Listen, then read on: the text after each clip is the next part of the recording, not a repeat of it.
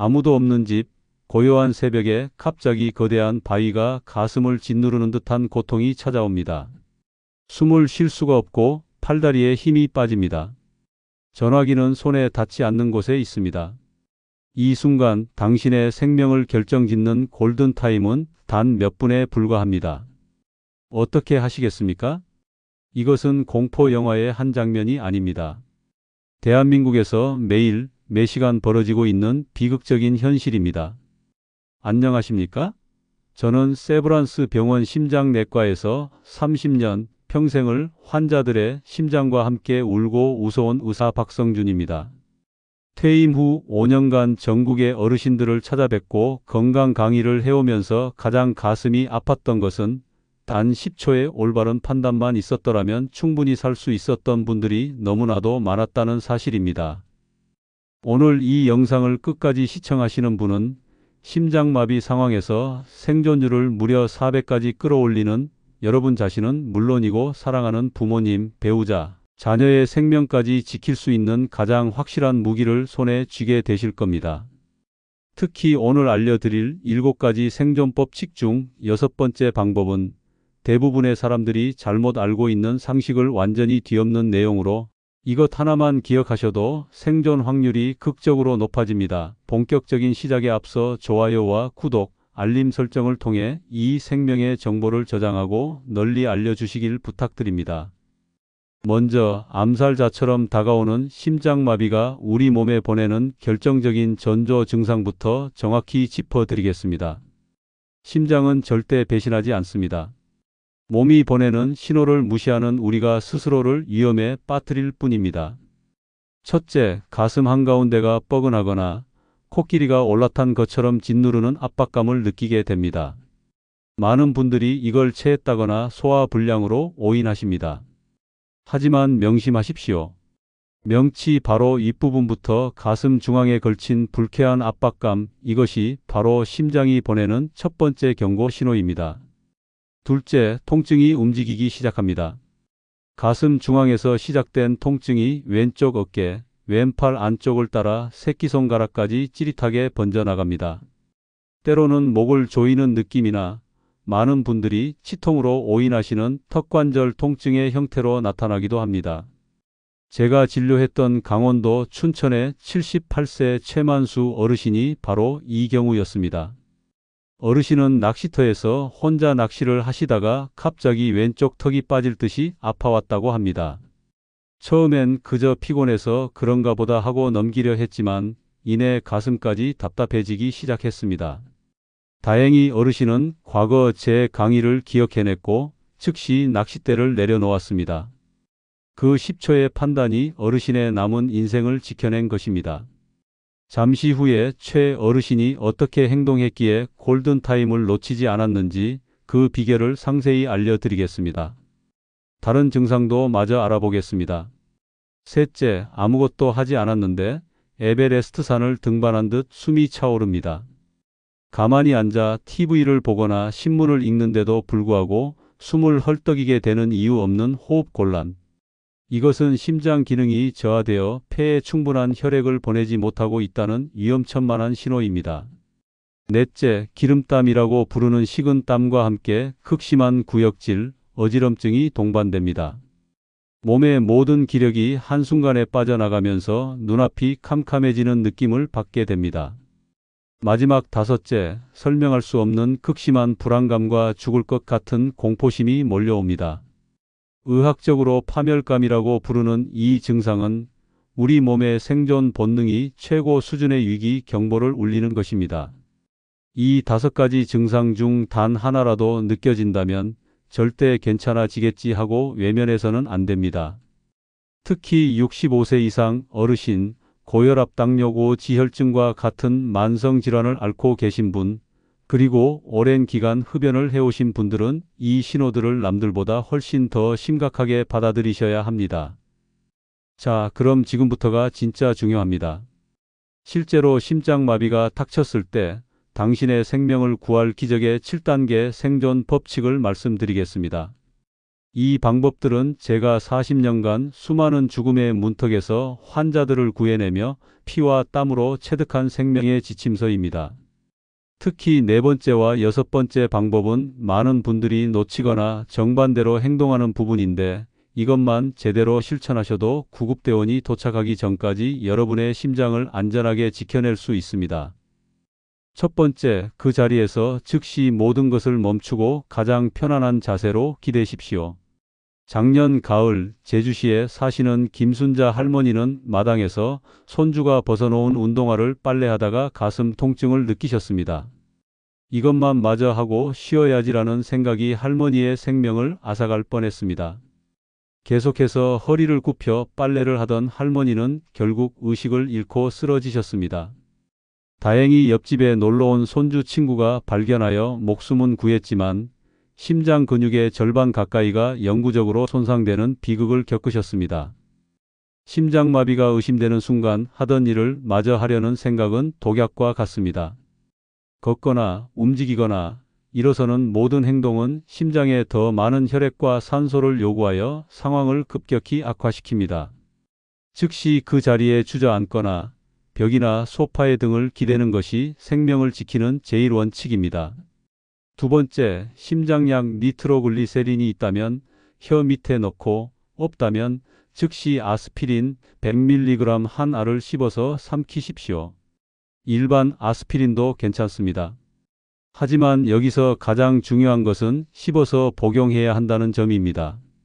위장에서 녹는 장용 코팅이 없는 일반 아스피린을 씹어서 복용하면 삼켰을 때보다 약효가 5배나 빨리 나타나 혈관을 막는 혈소판의 응집을 막아줍니다. 이것은 응급 상황에서 혈류를 확보해주는 가장 강력한 응급처치제입니다.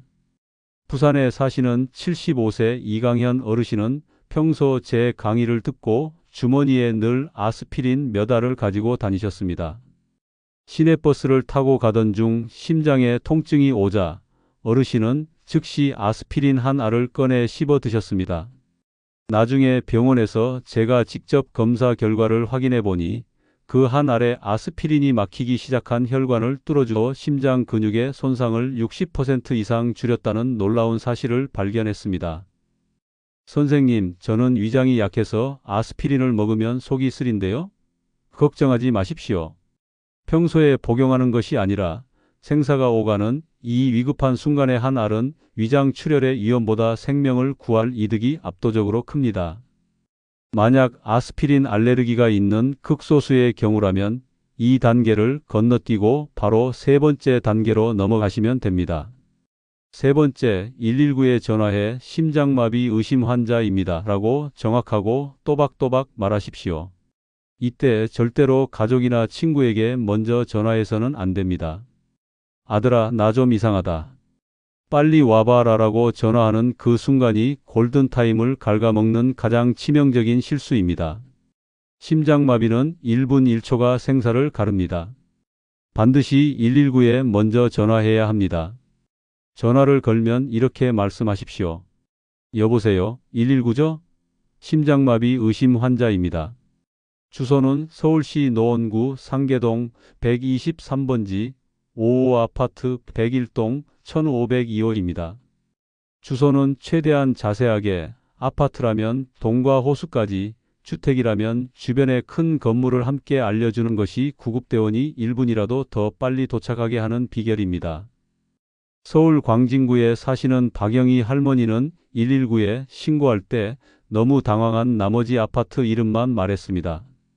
그런데 하필이면 같은 이름의 아파트가 근처에 두 군데나 더 있어 구급대원이 12분이나 헤매는 안타까운 일이 있었습니다. 주소는 생명선입니다. 최대한 정확하고 침착하게 알려주십시오. 네 번째, 가능하다면 현관문으로 기어가 문을 열어두고 비밀번호가 있다면 종이에 크게 적어 문에 붙여 두십시오. 이 단계가 바로 제가 서두에 말씀드린 생존율을 극적으로 높이는 비밀 방법 중 하나입니다. 많은 분들이 이 중요한 행동을 놓칩니다. 구급대원이 현장에 도착했을 때 문이 잠겨 있다면 문을 강제로 부수고 들어와야 합니다. 이 과정에서 소요되는 단 2, 3분이 환자의 운명을 바꿀 수 있습니다. 경기도 성남시에 사시는 85세 정진철 선생님은 심장마비 증상을 느끼자마자 이 방법을 기억해내셨습니다. 비틀거리는 몸을 이끌고 현관으로가 문을 열어두고 미리 준비해둔 응급상황, 도어락 비밀번호 1234라고 적힌 종이를 문고리에 걸어두셨습니다. 구급대원이 도착했을 때 정 선생님은 이미 의식이 혼미한 상태였지만 활짝 열린 문 덕분에 즉시 응급처치를 시작할 수 있었고 기적적으로 후유증 없이 회복하셨습니다. 많은 분들이 그 짧은 시간에 도둑이 들면 어떡하나요? 라고 걱정하십니다. 하지만 한번 생각해 보십시오.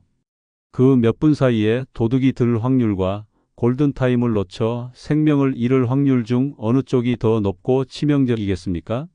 한 연구 결과에 따르면 이 간단한 조치 하나만으로 심장마비 환자의 병원 도착 전 사망률이 27%나 감소했다고 합니다. 여러분, 여기까지 들으시고 나도 예전에 가슴이 아팠을 때 잘못 대처했구나 하는 생각이 드신다면 댓글에 이제 제대로 배웠습니다 라고 남겨주십시오.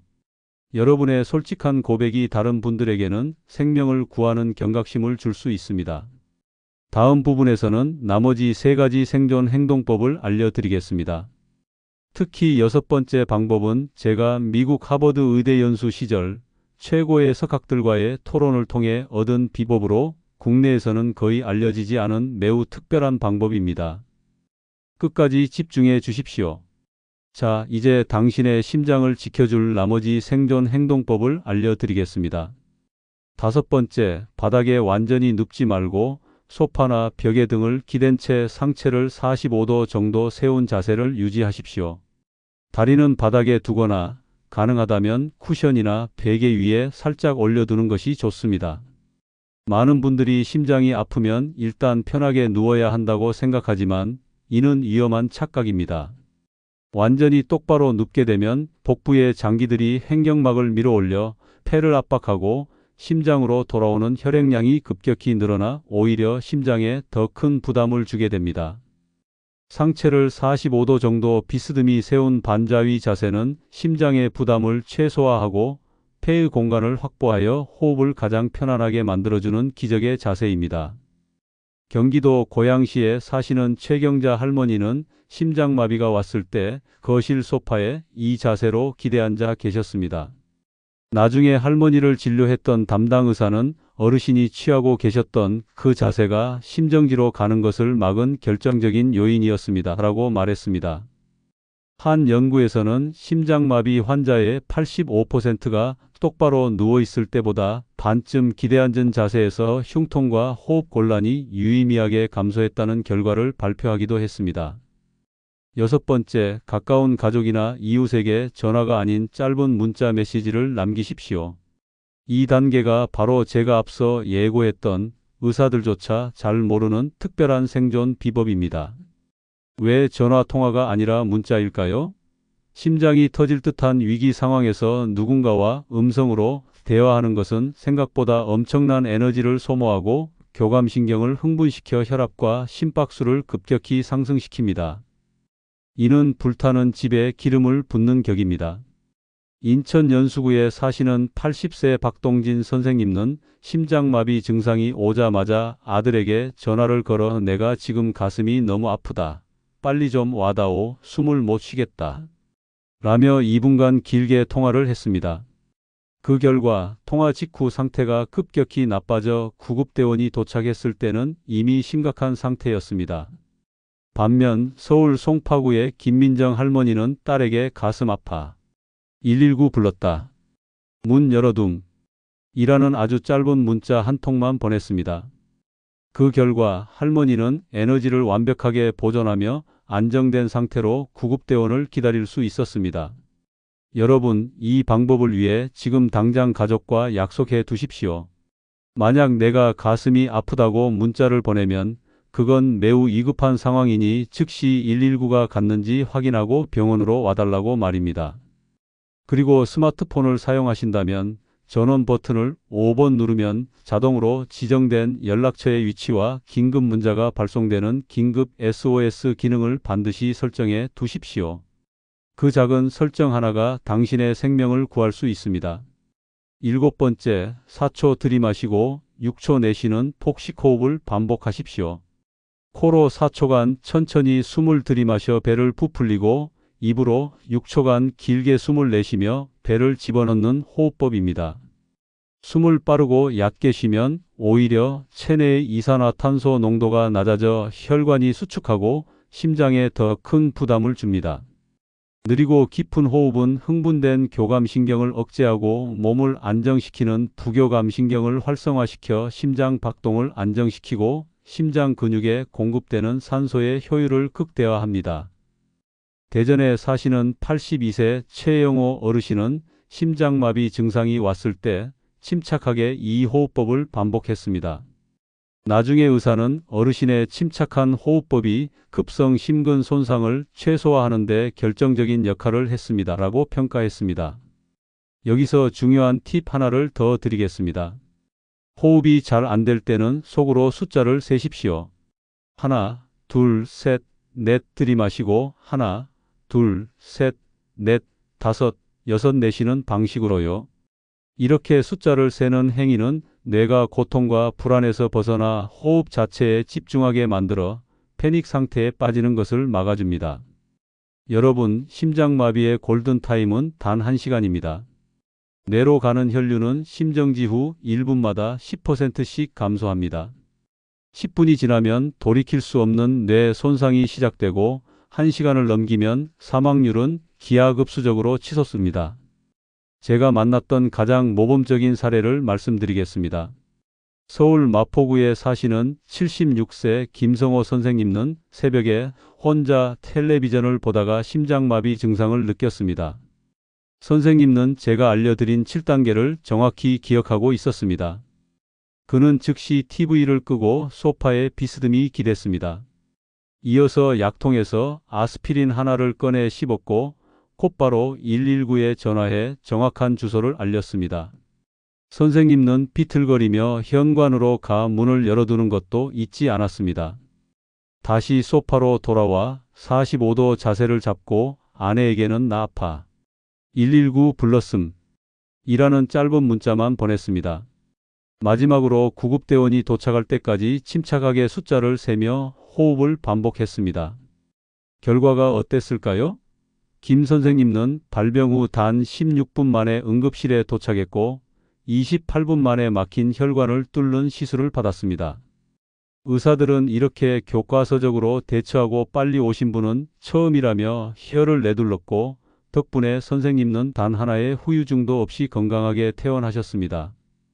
심장마비는 기다려주지 않습니다. 그렇기에 신고 -이송 시술로 이어지는 생명의 사슬이 한순간도 지체 없이 이어지는 것이 생존의 절대 전제입니다. 여러분, 이제 제가 40년 의사 생활을 하면서 가장 강조하고 싶은 혼자 사시는 분들을 위한 특별 준비 습관을 알려드리겠습니다. 이것만 실천해도 응급 상황에서 생존 확률을 2배, 3배 높일 수 있습니다. 끝까지 놓치지 마시고 당신의 생명보험으로 삼으십시오. 여러분, 이제 실제로 혼자 사시는 어르신들이나 낮 시간에 홀로 계시는 분들을 위한 생명 연장 특별 준비 습관 4가지를 알려드리겠습니다. 이 작은 습관들이 실제 위급 상황에서는 생명을 지키는 가장 튼튼한 동아줄이 됩니다. 첫째, 현관문은 언제나 쉽게 열릴 수 있도록 준비해 두세요. 가장 좋은 것은 디지털 도어락을 설치하고 비밀번호를 소방대원이나 이웃이 알 수 있도록 조치해 두는 것입니다. 서울 은평구에 사시는 80세 최순옥 할머니는 현관문 바로 옆 액자 뒤에 응급상황 시 도어락 비밀번호라고 쓴 봉투를 숨겨두고 이 사실을 옆집과 경로당 친구들에게 알려두었습니다. 실제로 할머니가 쓰러졌을 때 전화를 받지 않는 것을 이상하게 여긴 이웃이 119에 신고했고 구급대원들은 이웃의 도움으로 비밀번호를 알아내 즉시 집으로 들어갈 수 있었습니다. 둘째, 휴대폰 단축키 1번은 무조건 119로 2번은 가장 가까운 자녀로 지정하세요. 스마트폰이라면 앞서 말씀드린 긴급 SOS 기능을 반드시 활성화해 두십시오. 위급 상황에서는 복잡한 조작을 할 수 없습니다. 버튼 하나만 누르면 혹은 전원 버튼을 몇 번 연타하는 것만으로 자동으로 119와 가족에게 구조 요청 메시지가 가도록 설정하는 것은 이제 선택이 아닌 필수입니다. 셋째, 휴대폰 잠금 화면에 당신의 의료 정보를 적어두세요. 자신이 의식을 잃었을 때 구급대원이나 의사가 가장 먼저 확인하는 것이 바로 휴대폰입니다. 잠금 화면 배경 이미지에 컴퓨터로 글씨를 써서 저장해 두십시오. 예를 들어 이름 55, 혈액형 O형, 복용 중인 약 아스피린, 혈압약, 알레르기, 페니실린, 보호자 55. 010-1234-5678와 같이 간단한 정보만 있어도 응급처치의 정확도와 속도가 완전히 달라집니다. 넷째, 그리고 이것이 제가 40년 경력으로 가장 강력하게 강조하는 부분입니다. 생명의 빨간 봉투를 만들어 냉장고에 붙여두세요. 대구에 사시는 79세 박철민 선생님은 제 강의를 듣고 이 방법을 실천하셨습니다. 선생님은 빨간색 편지 봉투에 응급 상황 시 필독이라고 크게 쓰고 그 안에 아스피린 3알 그리고 작은 카드 한 장을 넣어 자석으로 냉장고에 붙여두었습니다. 카드에는 다음과 같이 적혀 있었습니다. 심장마비 의심 시 행동 요령. 즉시 이 봉투 안에 아스피린 하나를 씹어 드세요. 119에 전화하세요. 현관문을 열어두세요. 아들 박지성에게 문자 보내세요. 선생님이 쓰러졌을 때 선생님을 방문한 요양보호사는 냉장고에 이 빨간 봉투를 발견했고 지시대로 침착하게 행동했습니다. 의사들은 이 요양보호사의 초기 대응이 선생님의 생명을 구했다고 단언했습니다. 냉장고는 집에서 누구나 하루에도 몇 번씩 열어보는 가장 눈에 띄는 장소이기 때문입니다. 여러분, 오늘 제가 말씀드린 내용을 마지막으로 다시 한번 정리해 드리겠습니다. 심장마비 5대 전조 증상. 가슴 압박감, 왼쪽으로 번지는 방사통, 이유 없는 숨 가쁨, 식은땀과 구역질, 극심한 불안감. 생명을 구하는 7단계 생존법. 모든 행동 멈추기. 아스피린 씹기. 119에 정확히 신고하기. 현관문 열어두기. 비스듬히 눕기. 짧은 문자로 연락하기. 4초 들이마시고 6초 내쉬는 호흡법. 혼자 사는 분들을 위한 4대 준비 습관. 문 쉽게 열 수 있게 하기. 휴대폰 응급 기능 설정하기. 잠금 화면에 의료 정보 표시하기. 생명의 빨간 봉투를 냉장고에 보관하기. 심장마비는 세상에서 가장 지독한 고독처럼 느껴질 수 있습니다. 특히 아무도 없는 공간에서 홀로 마주한다면 그 공포는 이루 말할 수 없을 것입니다. 하지만 오늘 배우신 내용을 똑똑히 기억하고 준비한다면 여러분은 더 이상 무력한 존재가 아닙니다. 여러분은 자신의 생명을 구할 수 있는 가장 강력한 대응 능력을 갖추게 된 것입니다. 제 40년 의사 생활을 통해 얻은 단 하나의 확신이 있습니다. 심장마비는 예고 없이 찾아오지만 준비된 사람은 반드시 살아남는다는 것입니다. 지금 당장 이 영상을 사랑하는 가족들에게 공유하십시오. 그리고 말씀하십시오. 내가 혹시 혼자 있을 때 심장에 문제가 생기면 오늘 배운 대로 이렇게 할 테니 너희는 이렇게 도와다오라고 미리 역할을 정해 두십시오. 오늘 영상을 보시고 나도 비슷한 증상이 있었는데 하는 생각이 드셨다면 절대 주저하지 마시고 내일 당장 병원에 가셔서 정밀 검사를 받으십시오. 그리고 댓글에 내 심장은 내가 지키겠습니다. 또는 7단계 생존법 완벽하게 기억합니다. 라고 남겨주십시오. 그 다짐이 여러분의 뇌리에 깊이 새겨져 위기의 순간에 여러분을 구할 것입니다. 마지막으로 가장 중요한 당부를 드립니다. 건강할 때 바로 오늘 준비하십시오. 오늘 배운 7단계 행동법을 종이에 크게 써서 냉장고에 붙여 두십시오. 그리고 가족들과 함께 한 달에 한 번씩이라도 소리 내어 읽어보며 연습하십시오. 그 사소하고 작은 준비가 언젠가 당신의 생명을 혹은 당신이 세상에서 가장 사랑하는 가족의 생명을 구할 수 있습니다. 82세의 늙은 심장 전문의로서 마지막 조언 하나 더 드립니다. 가장 좋은 치료는 예방입니다. 정기적으로 건강검진을 받으십시오. 심장마비의 80%는 건강한 생활 습관과 정기 검진으로 예방이 가능합니다. 그리고 언제나 기억하십시오. 당신은 혼자가 아닙니다. 이 정보가 필요한 모든 분들과 우리 모두가 함께합니다. 여러분의 건강하고 행복한 삶을 진심으로 응원합니다. 감사합니다.